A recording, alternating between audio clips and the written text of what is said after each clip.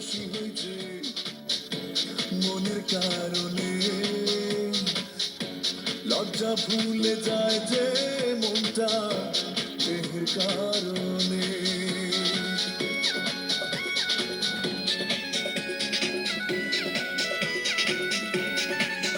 ও কত দোষে দোষী হয়েছে মনের কারণে, লজ্জা ভুলে যায় যে মনটা